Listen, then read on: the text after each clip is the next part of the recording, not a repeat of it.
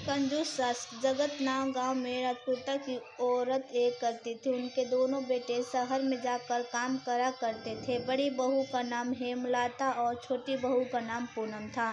शकुंतला और हेमलता हमेशा पूनम के तंग किया करती थी, क्योंकि उनके छोटे बेटे ने पूनम से शादी अपनी पसंद से की थी और पूनम एक साधारण से परिवार से थी। एक बार बड़ी बहू के हाथ से सास का चश्मा टूट गया है। हेमलता, ये क्या कर दिया? मैंने ये तो माँ जी कल ही बनवा कर लाई थी। उनको पता चलेगा तो बहुत गुस्सा होंगी। क्या करूँ? हेमलता बाहर काम कर रही पूनम के पास गई और कहा, हेमलता, पूनम सुनो, माँ जी के कमरे में झूठे बर्तन ले आओ। पूनम, ठीक है दीदी, अभी ये ले आई।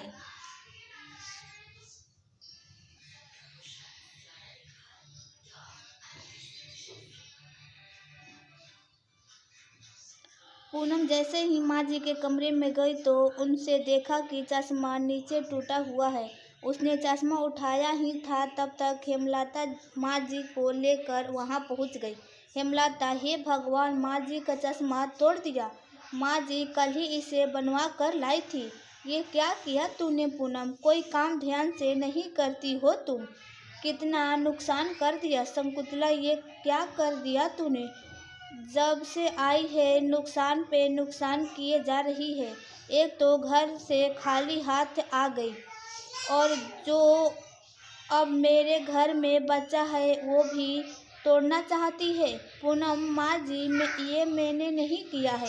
हेमलता, दीदी ने मुझे बर्तन देने भेजा था तो मैंने देखा कि चश्मा टूटा हुआ नीचे गिरा है। हेमलता, तू क्या कहना चाहती है कि मैंने तोड़ा है? पूनम, नहीं दीदी, माँ जी की बता रही थी कि मैंने नहीं किया। ये हेमलता रोने की एक्टिंग करके दिखाती है। हेमलता, मेरी किस्मत देखो ना माँ जी, आपने देखा था, आपके सामने मुझे गलत बना रही है। पूनम, नहीं दीदी, मेरा ऐसा कोई इरादा नहीं है। हेमलता, चुप रहो तुम, एक तो नुकसान करती ऊपर से झूठ भी बोलती हो।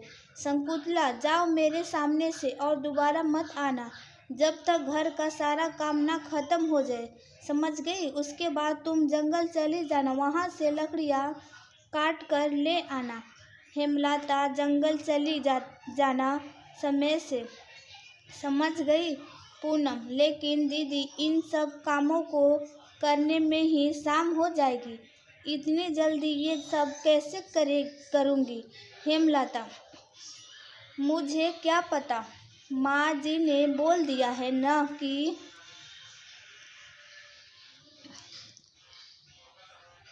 तो बोल दिया, समझ गई? पूनम, माँ जी, शकुंतला, हेमलता ने क्या कहा समझ नहीं आया। पूनम, ठीक है माँ जी, जाती हूँ। बेचारी पूनम उदास मन से वहाँ से चली जाती है। शकुंतला, भगवान करे जंगल से वापस ही ना आए।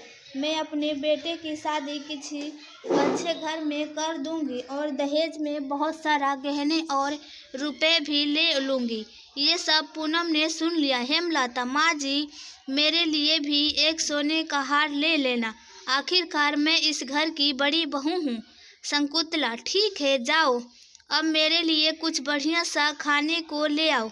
हेमलता, जी माँ जी, अभी लेकर आई। हेमलता वहाँ से चली गई। शकुंतला, अब बस इस पूनम को इस दुनिया से मिटाना होगा। एक बार ये काम हो जाए, मैं पंडितों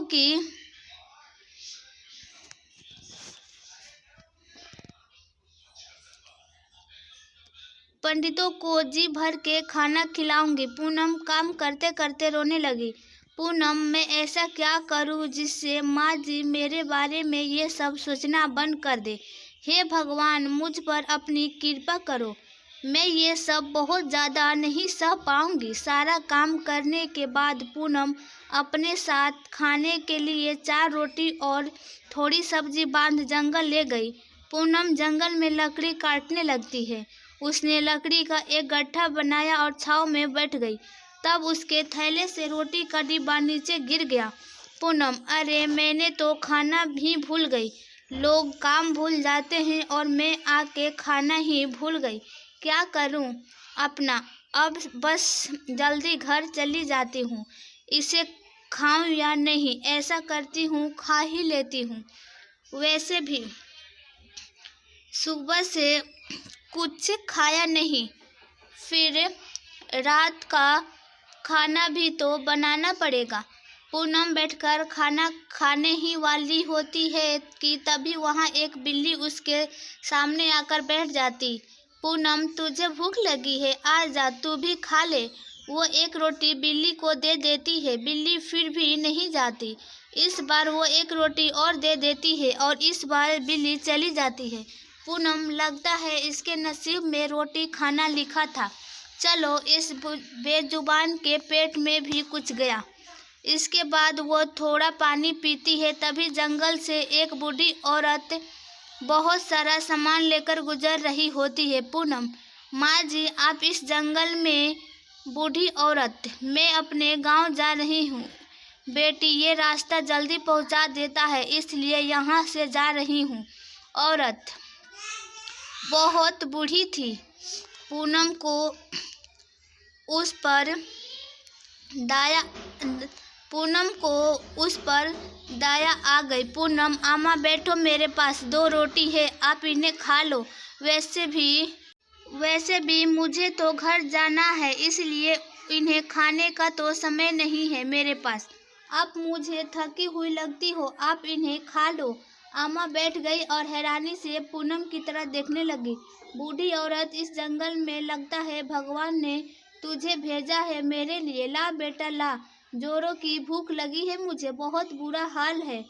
खुश रहे तुम बेटी। पूनम ने रोटी सब्जी आमा को दे दी और आमा ने बड़े चाव से रोटी सब्जी खा ली। बूढ़ी औरत, बेटी एक बात ध्यान से सुन ले, तेरे जीवन में कभी भी कोई मुसीबत आए तो बस अपने पूर्वजों और भगवान को सच्चे दिल से याद करना। उसके बाद सामने मुसीबत पर लाल कपड़ा और धूप बत्ती जलाकर हाथ जोड़ लेना, सब ठीक हो जाएगा। पूनम, धन्यवाद अम्मा, बड़े की कृपा से ही घर परिवार फलता फूलता है। आपका कभी गजपुर गांव में आना हो तो किसी से भी पूछ लेना, मेरी माँ जी का नाम, उनका नाम शकुंतला है, तो आपको बता देंगे मेरे घर का पता। कभी आना हो तो हमसे ज़रूर मिलने आना। बूढ़ी औरत, ज़रूर बेटा, कभी मौका मिले तो ज़रूर आऊँगी। अब बेटी तू जल्दी घर जा, ये जंगल तेरे लिए सुरक्षित नहीं है।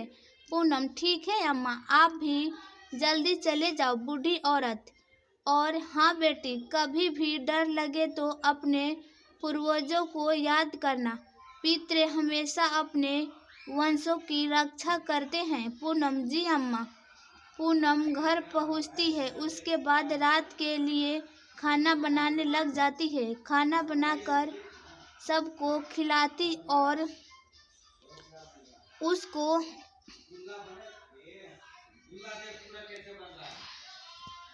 बाद सब सो गए। अचानक पूरा घर हिलने लग गया।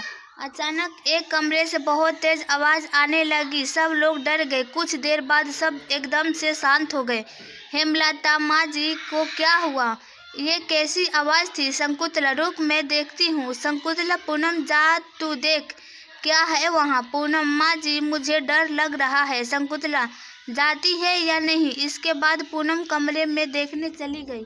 वहाँ कोई नहीं था। पूनम, माँ जी यहाँ कुछ भी नहीं है। शकुंतला, ऐसा कैसे हो सकता है? इतनी भयानक आवाज भला किसकी हो सकती है? हेमलता, मुझे लगता है कोई जानवर खिड़की से घुस गया होगा। मैं कहती थी न वहाँ यहाँ जालियाँ लगा लो। शकुंतला, चलो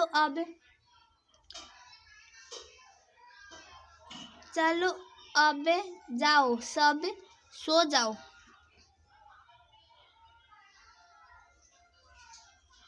अगले दिन शकुंतला, पूनम सुन, वो कपड़े रखे हैं धो देना सारे, और घर की सारी चादरों भी धोनी है, और हाँ पर्दे भी। समझ गई पूनम, जी माँ जी। तब तक वहाँ उसकी पड़ोसन शांति आ गई। शांति, प्रणाम अम्मा, कैसी हो आप? शकुंतला, आओ बेटी, तुम कैसी हो हमारा तो जैसे तैसे वक्त निकल रहा है। शांति, मैं ठीक हूँ माँ जी, आपसे वो शहद लेने के लिए आई हूँ। कुछ दिन पहले आपसे मंगवाया था ना? शकुंतला, अरे हाँ, मैं तो भूल ही गई। क्या करूँ बेटी, उम्र हो गई है, रुक लाती हूँ। शकुंतला जैसे ही अंदर गई, शांति तुरंत पूनम के पास जाकर बोली, शांति, पूनम तू दुखी नहीं होती? इस बुढ़िया के ऐसे बर्ताव से जीना मुश्किल किया हुआ है तेरा। इसने कहती हूँ तू अपने मायके चली जा।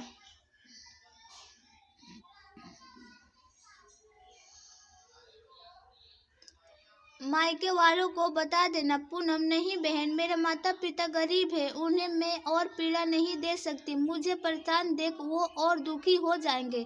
शांति, तेरे लिए मुझे बहुत दुख होता है, तू अपना ध्यान रखना। पूनम, तुम मेरी चिंता मत करो, वो जैसी भी है मेरी सास है, गुस्सा करती है पर दिल की अच्छी है। शांति, तू बहुत भोली है, मैं तो तेरे लिए बस प्रार्थना ही कर सकती हूँ कि एक दिन तेरा जीवन भी सुधर जाए।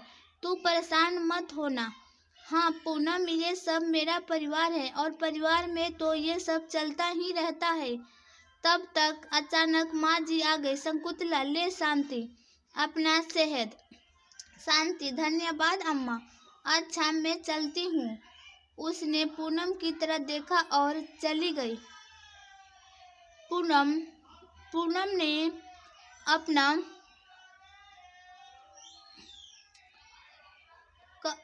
पूनम ने अपना सारा काम किया। पहले कपड़े धोए, फिर घर की सफाई। रात के समय शकुंतला, अरे ओ पूनम, खाना बना या नहीं? पूनम, बन गया माँ जी, आप हाथ धो लीजिए, अभी लगाती हूँ। शकुंतला, रख, जल्दी, भूख लगी है मुझे बहुत। पूनम, अभी रखती हूँ माँ जी। शकुंतला खाना खाते ही, छी छी थू, कैसा खाना बनाती है तू, ऐसा खाना तो जानवर भी नहीं खाए। पूनम, माँ जी मैं आगे से ध्यान रखूंगी। सास और हेमलता ने सारा खाना खा लिया और जानबूझ के बाकी रोटियों और सब्जी छुपा दी। शकुंतला, और ला रोटी। पूनम, माँ जी रोटियां तो खत्म हो गई। शकुंतला, इस घर में तो पेट भर के खाना भी नहीं मिलता, जीना दूभर हो गया है। जा बर्तन ले जा। शकुंतला ने हेमलता को वो खाना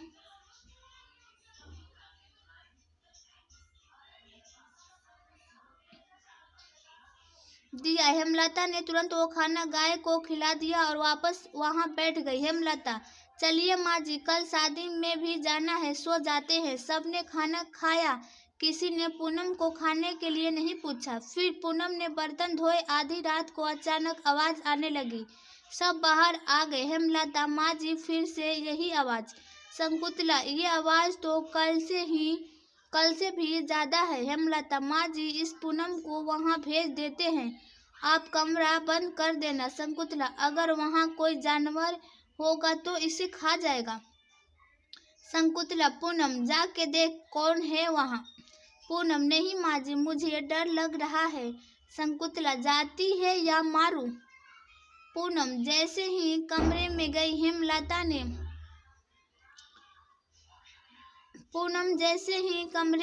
हेमलता ने दरवाजा बंद कर दिया।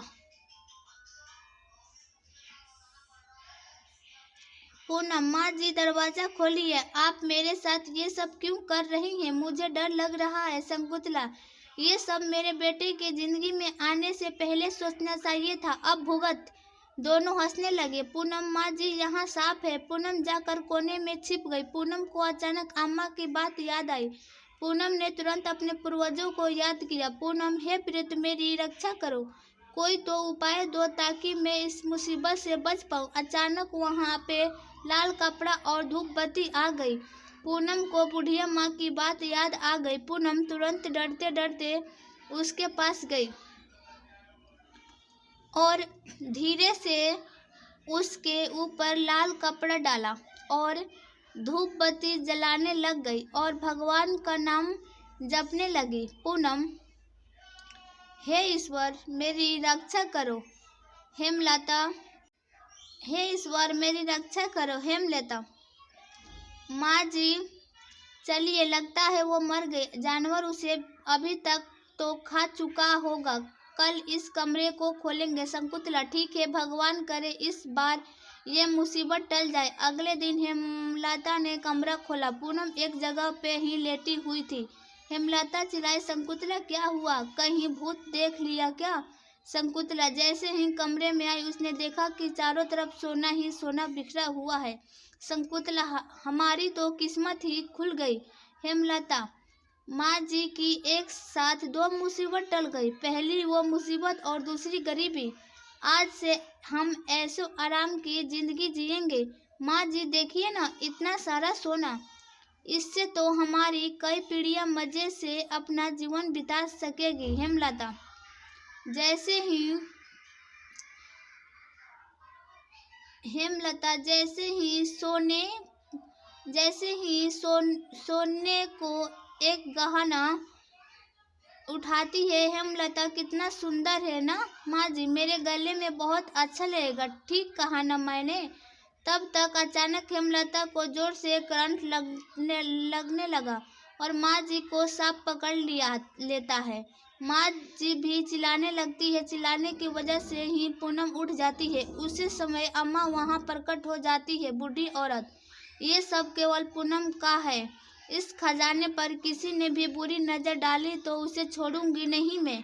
हेमलता ने वो हार फेंक दिया। पूनम, अम्मा, माँ जी और हेमलता दीदी को छोड़ दो। आप बूढ़ी औरत नहीं बेटी, ये सब मुझे जीने नहीं देंगे। मेरे होते हुए तुझे कोई तंग नहीं कर सकता। पूनम, अम्मा, आपके आगे हाथ जोड़ती हूँ, छोड़ दो इन्हें। बूढ़ी औरत, ठीक है, दोनों बच जाती है। पूनम,